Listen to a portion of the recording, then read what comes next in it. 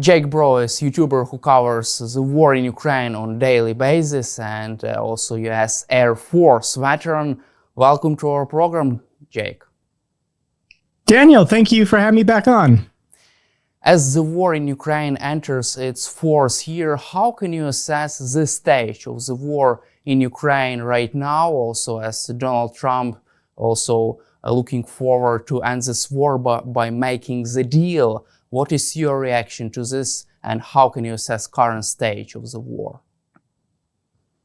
Well, on the ground, neither side are really moving.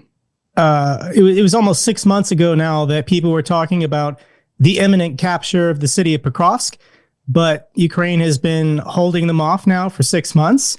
So on the battlefield, Ukraine is doing fantastic. Russian logistics are a nightmare. We're seeing pictures and videos of the Russians using camels and donkeys to get supplies to the front lines. So the real battle happening right now is in politics. Can the Western Alliance retain the political will to keep supporting Ukraine at the necessary levels? So I know with the headlines, what's dominating right now is Donald Trump. He's now been in office for a little over a month. And yeah, there's a lot of questions and uncertainty about future aid for Ukraine, as well as the world's relationship with the Russians. Are we going to break isolation? Are we going to normalize relations with a brutal regime that has killed hundreds of thousands of people? And as an American, I hope that's not the case. I hope we don't move to normalize relations with the Russians. They should remain isolated until Putin gives up on his imperial ambitions. US President Donald Trump says Vladimir Putin will make concessions. What is your reaction to this statement? And does this mean that Russia can no longer sustain this war? Do you believe in that? The two things that the Russians want the most from Donald Trump is to stop delivering military aid and weapons and to lift all sanctions on Russia. And these talks happening in Saudi Arabia, we don't know what the outcome will be. I hope we don't lift sanctions. I hope we continue delivering military aid. But Donald Trump does his own thing. He doesn't care about the things that traditionally democracies care about. He doesn't care about human rights. He doesn't care about the sovereignty of nations. He's entirely transactional. So at the moment, Donald Trump is trying to talk to the Ukrainians and talk to the Russians and see how he can maximize benefit for himself. He's not interested where the borders are drawn. He doesn't care how many people have died. He doesn't really care about Ukraine. And I also think he doesn't really care about Russia. He only cares about how can he benefit himself to the maximum extent. So he's talking about this mineral rights deal with Ukraine, which I think President Zelenskyi will sign on Friday. We can get into the details to the best I understand them if you'd like. But Sure. also now I'm hearing Russia is talking about an aluminum deal with the United States. This is shocking to me. Vladimir Putin is saying he's willing to open up to U.S. investments to American companies to help extract natural resources from the occupied territories of Ukraine. And Donald Trump being purely transactional, a person who doesn't care about human rights or democracy. Yeah, Donald Trump is interested. What can you offer me? Trump only cares about money and dollars, not human lives, unfortunately. Do you feel that Vladimir Putin has already understood that he made a terrible mistake in 2022 by invading Ukraine? Don't you think that he has finally understood that now is the right time to stop the war, and he has a good chance to do that with Donald Trump? He can demonstrate this as a victory for him, but also can use Trump to survive, to save his own regime. It's an interesting question. If Vladimir Putin could go back in time to 2022, knowing that it wouldn't be a special 3-day military operation, knowing that it wouldn't take 2 weeks tops, I don't know, because I think Russia has found, or at least Vladimir Putin has found a benefit to this war in that he's tested his people. Are his people willing to die for him at the rate of hundreds of thousands. You know, by the time this war officially ends, more than a million Russian soldiers probably will have died. And I think for a brutal dictator like Putin, he was concerned. You know, if he initiated these wars and people started dying, would his people rise up against him? That is the ultimate fear of any dictator. Will they storm the palace and then murder my entire family? And we've learned the last 3 years that the Russian people are entirely passive. They're entirely docile. They're willing to go along with any levels of brutality and crimes against themselves. The 3-year anniversary was this week of this invasion. And the only report I could find of Russians marking the anniversary or protesting was an 83-year-old woman in St. Petersburg. One 83-year-old woman was the only person in the entirety of Russia, 3 years into this disastrous war, that was willing to speak out and protest against Vladimir Putin. So, yes, Putin's economy has been wrecked, his military has been destroyed, but he's tested the boundaries of what can he get away with, both from the international community and from his own people. And I imagine at the moment, Vladimir Putin has to feel like a god. He has to feel like he's untouchable and can do anything he wants going forward. There are no international standards. There are no international norms that he has to adhere to or respect anymore going forward. Unfortunately, that's the world we now live in. I preferred the world we were living in 4 years ago, in which people did care about international norms and respecting the sovereignty of nations. And there are no rules going forward, unfortunately. And I think this will lead to more destabilizing events, more chaos, more death, more confusion. I'm hoping that there's some way we can turn the tide in the political realm and reach Donald Trump and convince him not to go along with this, not to accept the new rules dictated by Vladimir Putin, how nations should treat each other, how the world should view itself.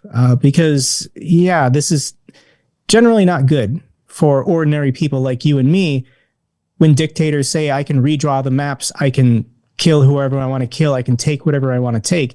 Might equals right, and I'm in the right as long as I have the power. But US President Trump is confident that Putin will make concessions. Why does Trump think Putin is ready to concessions? Do you really believe that Vladimir Putin will make some concessions during negotiations right now? That's a lie. Donald Trump is not really asking Putin for any concessions, and Putin is not willing to give any concessions. The Russians will always make absurd maximum demands. You know, Vladimir Putin could say, I want control of everything all the way to Portugal. And then Donald Trump will say, well, will you negotiate? And I'll just give you all of Ukraine. And then Russia will say, okay, I'll willing to scale back my ambitions, wanting to go to Portugal or all the way to East Berlin. I'll accept just the Baltics, Moldova, Ukraine, Armenia, whatever. With the Russians, they have no right to anything. They have no right to this land. They have no right to these people, and they know that. So the Russians have been doing this really for centuries, just lying during the negotiations, demanding the maximum, and then waiting for weak political leaders to give them concessions. And then they argue that it was some kind of tough deal that they negotiated when they walk away something that they had no right to. And they've done this every single time. There is no treaty that Russia will sign that they will respect. There is no ceasefire that Russia will sign that they will respect. They will violate them at their first convenience whenever they think it's to their benefits. The Russians are liars, they're criminals, they're murderers, they're savages, and nobody should be taking anything they say or do seriously because they will never negotiate in good faith. They are terrible, terrible people. So you're confident that if there is a ceasefire deal struck between Ukraine and Russia, Kremlin will violate this deal in any time in the future? 100%. If there is a ceasefire, and Ukraine knows this, General Budanov knows this, President Zelensky knows this, that if they do agree to some kind of ceasefire this year, Russia's not going to stand down. They're not going to demobilize their troops. They're not going to divert resources that going to the military back to civilian programs. Putin is in it to win it. He's getting no resistance from within his ruling elites and the country. And he's going to go for the Baltics. He's going to formally annex Belarus. He's going to go for the Suwalki Gap in Poland. He's going to go for Moldova. He wants all of Ukraine. All of Ukraine. Not just the parts he currently controls. And this can be a century-long project. Putin doesn't care. Perhaps he will die in the next 10 years of natural causes, and whoever his successor is can carry the mantle of Putinism and the rebirth of the Russian Empire. 500 years from now, when Russia controls half of Europe and Central Asia and the Caucasus, statues to Putin will be erected all across the Russian Federation. That's what he thinks about. That's what he sees. When you have this level of power and wealth and control, you start thinking about your legacy. You start thinking like Genghis Khan or Alexander the Great or Julius Caesar thought. It's about empire. It's about megalomania. These people don't care how many people die, both of the people they're invading and their own troops. It's just about their own insatiable lust for power. It's disgusting. Also, General Budanov, the head of Ukrainian military intelligence, says that Ukraine and Russia are likely to strike a ceasefire deal this year. What is your personal prediction about the possibility of making a ceasefire deal this year? Well, as anyone can see, the Russians on the front lines are using donkeys to get their artillery shells to the front lines. So yes, Russia needs to take a breather. And they will happily, I think, agree to a ceasefire. I imagine they want to do this prior to the May 9th Victory Day parade, just so they can consolidate their forces and have a big propaganda win. I don't know why May 9th is their most important holiday when Russia didn't exist during World War II. That was the Soviet Union. The Soviet Union was one of the victors in World War II. The Soviet Union is gone. During World War II, 100% of Ukraine was occupied by the Nazis, but only 5% of modern-day Russia was ever occupied by the Nazis. I don't want to lecture you, you being a Ukrainian, and the history of World War II, but it's simply about propaganda. All of the events, all of the stupid wars that Russia has participated in the last 80 years, they just pretend like none of that happened. So concerning the ceasefire, I think Putin wants one so that he can continue making tanks, continue making armored vehicles, continue making missiles and FPV drones, because that's where the future of warfare is going. And once he's stockpiled 6 or 7 million FPV drones, create this new attack, this new wave of destruction that could potentially hit Ukraine this fall or this winter. Who knows? Maybe Vladimir Putin will shake hands with Trump and say, I promise not to start these wars again while you remain president. And the second Donald Trump leaves office or has a heart attack, then Putin will kick the wars off again, and this cycle will just repeat. But you're confident that Putin will agree to Trump's proposal on a ceasefire this year. You're confident that this should be the case right now? I don't think it matters what Putin agrees to with Trump, because Russia cannot unilaterally say we're done fighting this war, and then Ukraine has to also agree to it. Ukraine and Russia have to agree together to stop this war. Two sides fighting a war have to agree to a ceasefire. All of this nonsensical belief that the United States can directly negotiate with the Russians and get the Russians to agree with anything, and then the United States can impose this on Ukraine. No, they can't. Donald Trump is pretending like he can, hoping that the Ukrainians just do what he wants, but I don't think Russia can get a ceasefire unless they negotiate it with Ukraine. I mean, you can't just unilaterally call for a ceasefire and expect your enemy to stop firing on you. And do you feel that Ukraine has its own seat on the negotiating table right now? No. I mean, there's no debate here. Donald Trump is saying Russia holds all the cards and Ukraine is irrelevant in negotiation talks. This is absurd. This is offensive. As an American, I oppose this line of thinking and belief. to my Ukrainian friends, I apologize. My advice to Ukraine, if you ever feel like it's in your best interest, just tell Donald Trump no. If Donald Trump does something nice or helpful, then accept that help. But if Donald Trump tries to impose anything on Ukraine that Ukraine believes is not to their benefit, just tell Donald Trump no. And in such case, if there is no ceasefire deal this year, is there a chance of confrontation between Trump and Vladimir Putin, for example? I was hoping that. I think there's lots of points, and the military alliance that has grown the last 20 years between China and Russia is not going away. Any kind of delusional beliefs within MAGA that we can flip Russia, become their friend and ally against China, that's not how it works. It's democracies versus dictatorships. Putin and Xi are dictators who will never leave office. They will be ruling their countries until the day they die, however. So America's allies are the democracies of the world. Our allies are Canada, France, the United Kingdom, Germany. We should be partnering with them, working with them.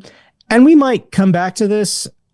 Donald Trump might try and cozy up to the Russians, sweet talk them, believe that we can form this new grand alliance between the United States and Russia.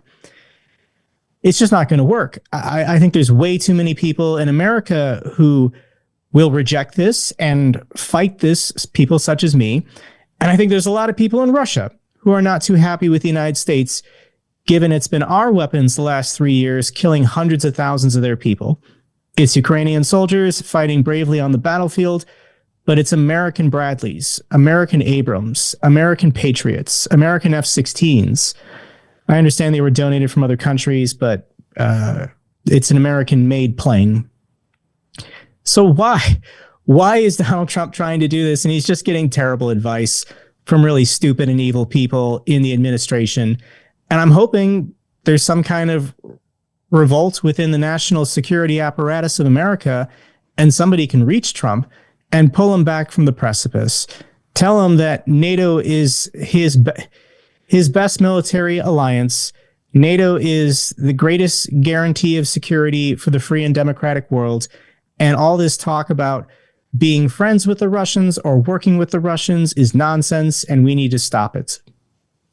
Also, the United Kingdom, France, and other European allies are ready to deploy 30,000 troops to Ukraine if there is a ceasefire deal.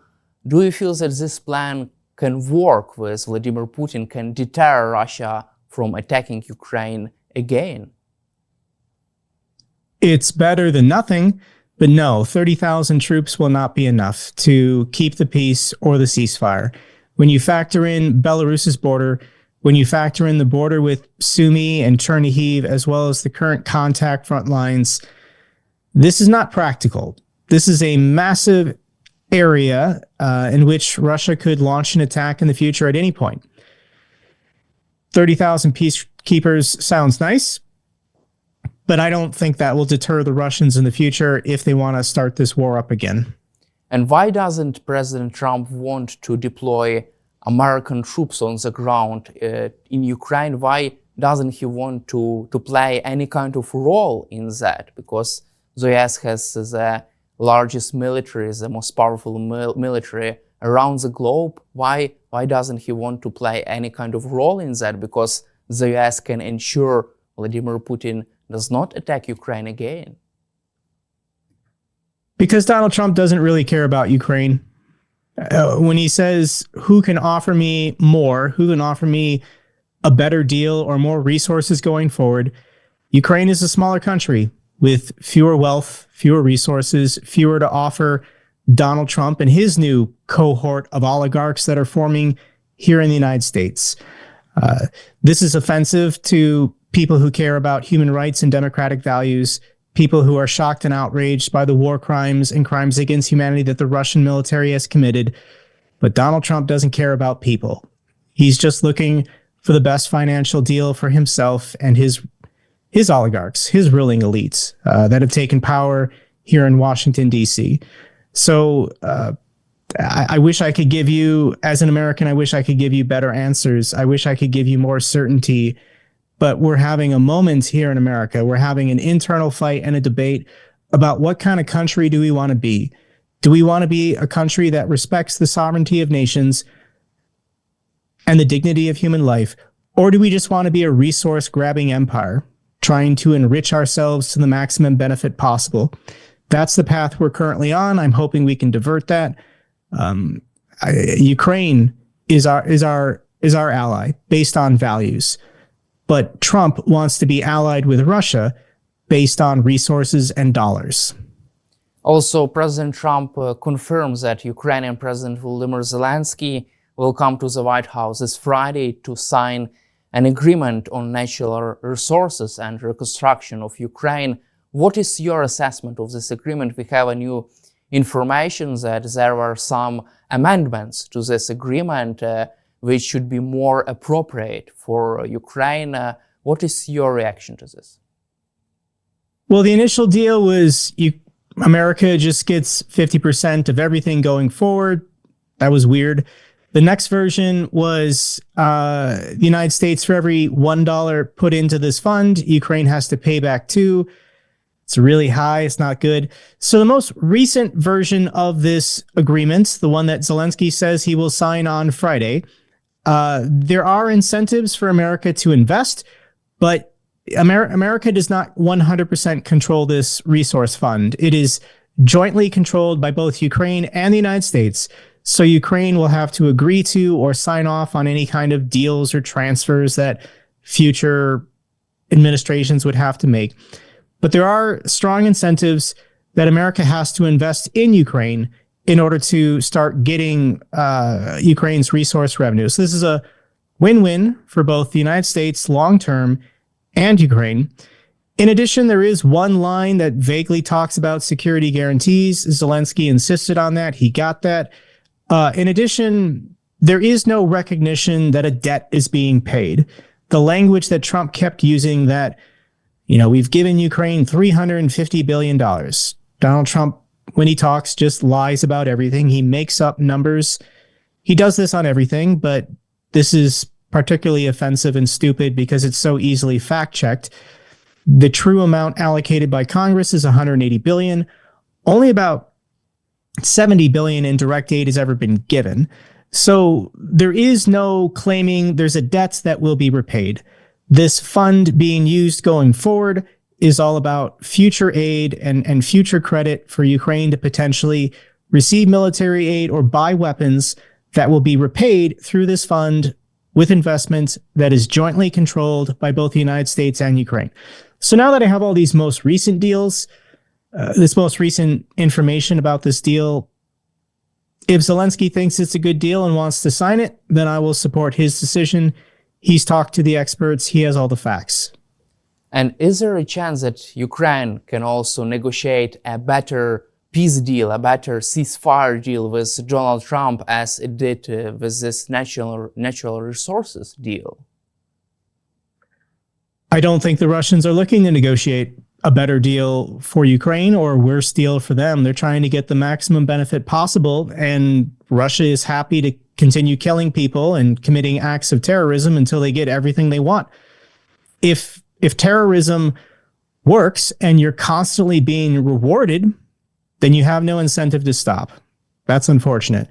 But Ukraine has their own leverage and negotiation tactics. I think Ukraine should continue striking these oil refineries and oil depots. I think they should go after other high-value targets. I don't think Ukraine should restrain themselves concerning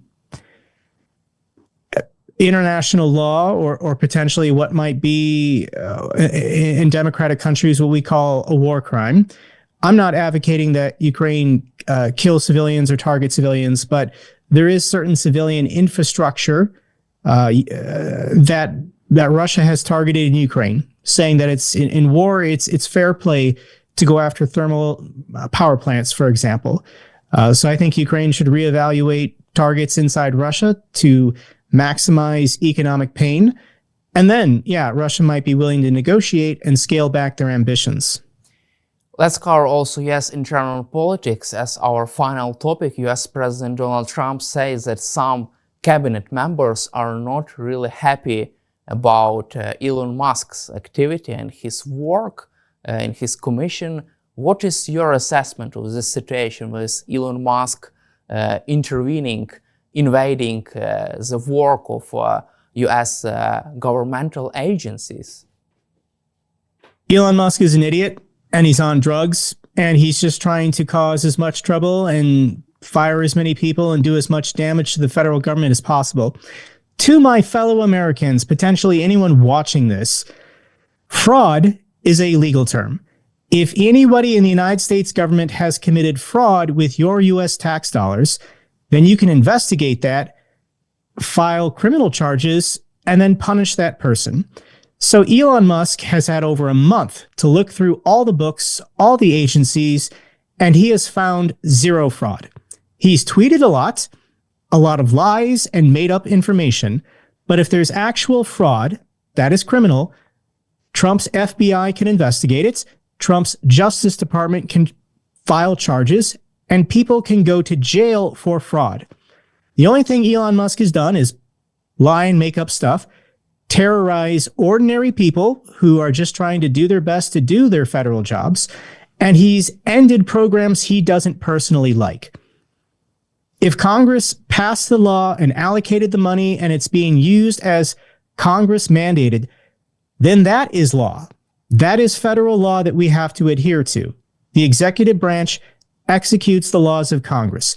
If you don't like USAID, if you don't like the Department of Education, if you don't like the way federal tax dollars are being spent, however, then Congress has to vote on it. They have to debate, vote, pass a law, and end that funding. So at the moment, Elon Musk has found zero fraud because zero criminal charges have been filed against anyone. So in the United States right now, this is just absolute lunacy. People have lost their mind because they've been consumed by misinformation, by charlatans, by con men. Half the Trump administration are billionaires, and they're just there to destroy the federal government and enrich themselves. The United States has fallen. It's incredibly sad, incredibly depressing how many people have been lost to misinformation. And I mean, things are going to get worse in the United States before we have an awakening moment and then we try and pull back from this. And can Donald Trump turn against Elon Musk? Yes, I think that eventually this is going to happen. Elon Musk is going to, Elon Musk's approval rating is like 20%. Like what he is doing right now is not popular with anyone. And I think Donald Trump knows this and he's okay with it. He's okay with Elon Musk doing whatever he wants. And then when bad things happen, he'll just blame Elon Musk and potentially say he no longer has a role in this government. And why does he keep him in the office? Because Elon Musk gave Donald Trump $300 million to help Trump elect him president. And Elon Musk owns Twitter. And Elon Musk bends the Twitter algorithm to conduct information warfare operations for Trump. And if Trump were to upset or offend Elon Musk, then that information platform and Elon Musk's 200 million followers might turn against Trump.